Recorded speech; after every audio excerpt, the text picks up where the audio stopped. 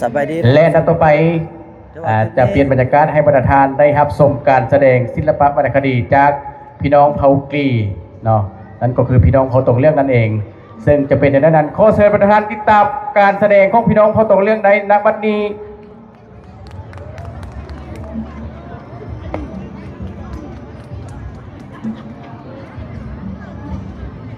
สู้บอกมันนำบริขึ้นนำพี่น้องเขาเลยเป็นมือกองเนาะมาแล้วนี่คือ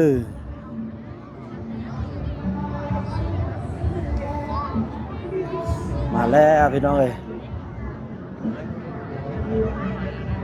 พ่อบนไทยนำพาด้วยพ่อบนไทยสาวลีลายบอมาแต่ไม่ทอแพทย์เนาะ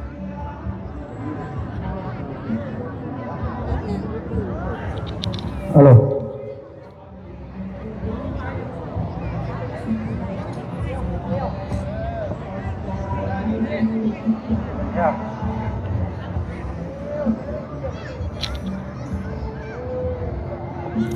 พอได้ชื่อห้องม่วนกับพี่น้องปีนี้เนาะ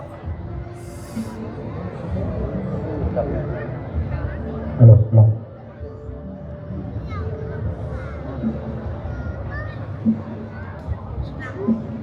สบายดีบรรดาทานคือว่างานเทศกาลของเขาอย่างของพวกเราในปีนี้ก็สิได้มีชนเผ่าจีเนาะเรื่องเผ่าตรงเรื่องของพวกเรามาประกอบส่วนสร้างนับได้พี่น้องความจริงแล้วเขาต้องเรื่องที่ดำรงชีวิตอยู่เมืองเพียงของพวกเขานี่ก็หลายแสนคนเลยเนาะ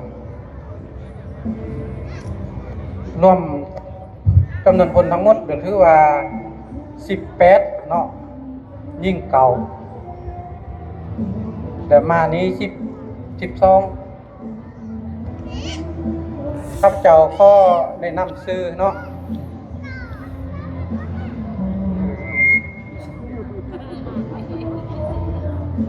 อันนี้คือซื้อบุญไทยเนาะเป็นว่าคนไทยนี่บุญไทยนะซื้อไทยแต่ว่าทรัพย์ของข้าเจ้าบ่มีเท้าเนาะส่วนไล่มีแต่นางนี่ก็นางเนาะอันนี้เศร้ามีเนาะนี่ซื้อหมีเนาะอันนี้ซื้อนกเนาะคนนี้ซื้อจอมใจว่ะจอมใจนี่ซื้อมุกดานี่ซื้อทรงอันนี้ซื้อติ๊กเนาะห้องเสียงดีครับซื้อนั่งน้อยที่นี่ซื้อติ๊กอันนี้เศร้าลีเนาะอันนี้เบานูนแต่ก่อนอันเบาคูนเนาะเบานูนหรือว่านูนตะกี้นะฮัลโหลชื่อนูนเนาะอันนี้ชื่อสวง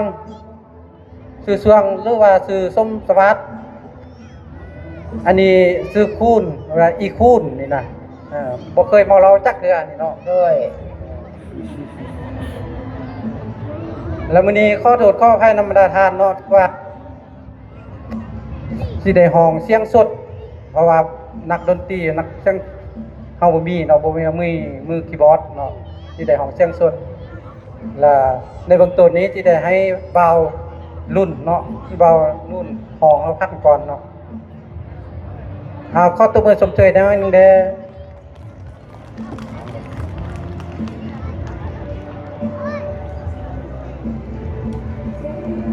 ฮัลโหลมีสายกระเทอน้องเตรงทราบขอเสียเพนเด็กโซเม็ดนี้กับฟองคนเธอรอเพลงสับนี้ครับนั้นหนูจะคนกับพันเข้าเด้อว่าเป็นใส่เด้อคนรอบ่เป็นศิลาเป็นที่ที่คนหูเชิญว่าโคจึงเถินมันสิวัน โลกหักเขาเนี้ยคำหูนำเธอ โลกพี่สิพันเข้าสนมีเพียน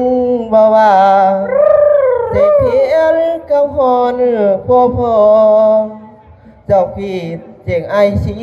กลองเมื่อควรเสียงหีมันเกินหวนมีดนี้สิว่า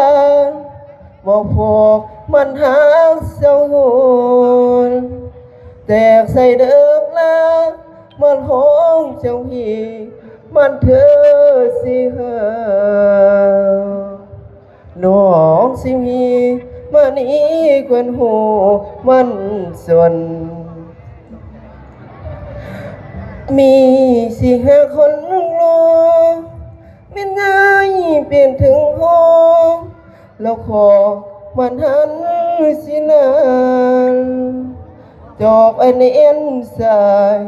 เมื่อเธอก็โหดว่านำมีทีสิเขาอ่อนชนมินไอสิหักใจบ่มินไอสิหักใจบ่หักซื้อตราใจไก่บ่ทนเสียงทนหัวใจปวดว่ามาสนหัวใจปวดว่าเป็นสิว่าคนพลบอกนี้เมตตาว่าขอน้องขอนี้เมีเจ้านี้เจ้าหน้าลงไว้สนั้นลูกของพ่อพุ่นเธอไปเธอไอ้เธอไอ้เธอสายเธอเขาพุ่นพองเป็นที่พ้องพ่อเรื่องสังพีเป็นชายสัมทีก็เลิศสนลา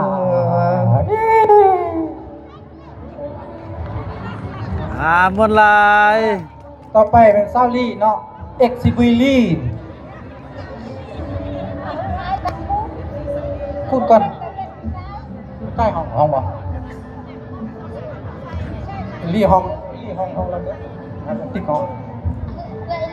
เอาลี่ห้องไว้ลี่ห้องแล้วก็เตาแล้วก็บ่ตามบ่เป็นแล้วลองเบิ่งเจิบละแล้วก็ห้องเพลง โดย เออ สาบทั้งนางโบโซดอกโนสเตนต้องลาบ่มาสักคืนโซบัดโนสังลาบ่เป็นสังลาดังเขาประโศกลาบ่เป็นเหตุตั้งกาบ่มีฮักจักเข้าสู่ดอกโนก็บ่เป็นใหญ่สาวยังไงสังคนตังบ่เป็นสาวลงขอสักแต่ไปโคลาบ่เป็นตั้งเข้าลาบ่สู้กับความแน่บ่เป็นหาเก่าจากแกงวังสานเป็ดแว่นเป็นทอนน้องคนใหม่บ่เป็นหักกับตังอ่านบ่โสดสาวจิตจังเอาบ่ได้สังลาบ่เป็นสาราโศกลาเม็ดวันทิศต่างบ่วางบ่เป็นสักโคนี่โนเจ้าเขาคนมันเจ้าจากเดินไอ้โศกกำนาดอกนาก็บ่เป็นใสเป็นทุลา เอาตติ๊กไปนี่มะนาวลาตะกัดไปนี่ลาตะกัดไปมะนาวเนาะ มีปอโถจากโพมีหยังกระโดไอ้น้องสามกะเมื่อยไหลดอกยังพัวเบนไปหาพ่อองค์ใหญ่มีแฟนเอาไหม่สาบเป็นคำบ่คือสาน้องเขาก็อยู่บ่น้องจากจังห้องว่านางคือสามีข้าน้องผู้คนจะไม่หาคือเธอ มีอยู่กับพินอีแม่แต่สร้างแต่แผ่นห่วงสาน้องเขาจะจมได้ละน้องสายอยากว่าบอกคือนำเขาเมียยังกับแผ่นเขาตกเคียงเจ้าบ่อยู่สักคนน้องขากี่บ่แตกไปเด้อใส่บากเมียเปื่อยใส่บ่ดีจากเถือน้องจากเมื่อไปหา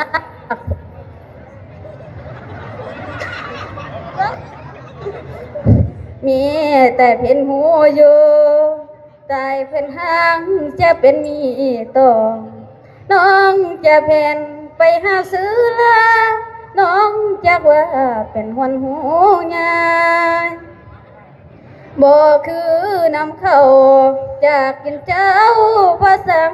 บ่นี้น้องข้ามไปไต่บ่นี้น้องบ่มีไปสร้างคนหูนามีเอ้ยตาข้างคนสู่จากโง่บ่เวียนเขาดอกนาปิ่นผัวบ่เบิ่งลูกเบิ่งเมียเขาป้าเขาทิ้งไปเอาผัวใหม่ได้เงินสักหางสู่ย่องเคยไปหาใส่หาคู่นาน้องทำใจหักแต่ละว่าว่าเป็นตัวโคนาน้องขอดีจากมีไม่หักก็บ่ห่วงสอนน้องอ่อนสอนเดนามาคือจังโคนาเหมือนห้องอยู่จับไปหันใครเดยดีน้องใจจากมีไปค้าคือเจ้าน้องนี่บ่น้องคือสาว โอ้ยเนาะบ่เกี่ยมเลยไม่นก็ได้เนาะทานหมดพี่น้องเอ้ย คือว่าเบิดแล้วเนาะ เบิดแล้ว ซ้ำเพลงเนาะเจ้าซ้ำเพลงซ่องได้บ่ตั้งไว้ก็ได้ตั้งไว้เราเบิ่งเอาเลยเอาเลยมีข้าไปหาเบนหน่อยนางนาจากจะมาก็ไปบินมาจะได้ก็บ่เบนเลยน้องเบอเคยลมเบาดีใส่เขาขนอ่อนซ้อนนาวนา งอกข้าจะต้องคนจะย่องน่าก็เป็นหน่อยนาอีดีคนเอ่ยหน่อยนั้นน่าก็ใส่บ้านมาบอกโอ้ยนั่งจะว่าเขาเหม็นเด้อน้องจากจะนั่งน่าก็เป็นหมอสูหันจะโซ่แล้วก็จังบ่ไหวมาจะได้ว่าก็ต้องมาน้องโอ้ยเด้นางเอ่ยโอ้เด้น้องเอ่ย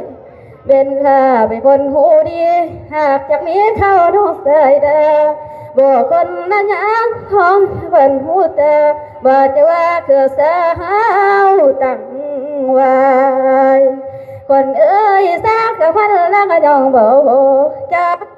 แล้วก็ต้องว่าเด้อโอ้ยเด้น้ำเอ้ยโอ้เด้น้ำเอ้ยบอกของคันแล้วเป็นยังดันได้เด้อมันจะได้ข้าก็เป็นหมอเด้อโอ้ยแน่นางนาโอ้ยแน่น้องนา ขอลาลงแล้วขอมาขอบใจนำละลายเด้อบรรทุกคนขอตัวไปชมเชยนั่นเด้ออยู่นี่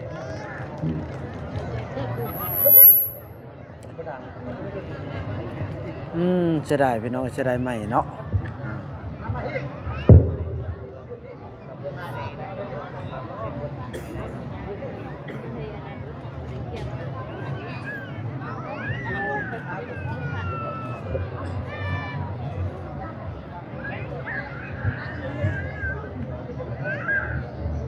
ตอนนี้ก็เจ้านั้นก็เป็นการแสดงของพี่น้องเผ่ากลีก็คือเผ่าตรงเลี้ยงนั่นเองซึ่งเผ่าตนเลี้ยงนี้ก็ถือว่าดำรงชีวิตอยู่ในเมืองเพียงของพวกเขาซึ่งอาศัยธรรมศาสตร์เป็นต้นต่อโดยเฉพาะก็เป็น อยู่เขตทาง มอบเงิน ปราสงวนบ้านน้ำปุ๋ย ให้กำลังใจ ปราสงวนน้ำปุ๋ยเนาะ ดีใจพี่น้องเอ้ย ถึง โอ้ อยู่ เสียดายไหม ทงบ้น เสาติ๊กเนาะพี่น้องเอ้ย คนทอง ทานหมด และ ก่ ก อน องคุณซึ่งการดำรงชีวิตของเขาเจ้าก็แม่นอาศัยอยู่ตามป่าเนาะดำรงชีวิตหรือว่าหากินโดยการขุดเพือกขุดมันแล้วก็ล่าสัตว์เนาะเป็นอาหารดังนั้นก็มีการผูกเน้นความสามัคคีกับคนในเมืองนะจากนั้นก็มีการแสดงศิลปะวรรณคดีในแต่ละปีมาฝากมาต้อนบรรดาแขกประธานโดยเฉพาะคอมเมนต์พี่น้องพอตรงเรื่องก็มีนำเสียงดีๆมีเสียงสดมาให้บรรดาท่านได้รับชมกันพิเศษก็เป็นเศร้าลีกับห้องมวลและก็เศร้าติกเนาะนักคล้องใส่ก็คือพี่น้องพอตรงเรื่องกับห้องถึงให้พี่น้องได้ชมได้แสดงได้พี่น้องได้เห็นในทุกๆปีในปีนี้ก็ที่ว่าพี่น้องพอตรงเรื่องก็ได้มาแสดงอีกเทื่อหนึ่งกับให้บรรดาทานสู่ไส้หู้ไส้ตาอยู่ในคิดงานเทศกาลบุญกองข้อใหญ่ประจำปี2026นี้เนาะนอกจากกันขับห้องขับลำแล้วก็ยังมีเครื่องดนตรีแต่มือนี้น่าเสียดายเครื่องดนตรีทางพี่น้องพอตรงเรื่องเพิ่นลืมไปอยู่ทางป่าพุ่นเนาะ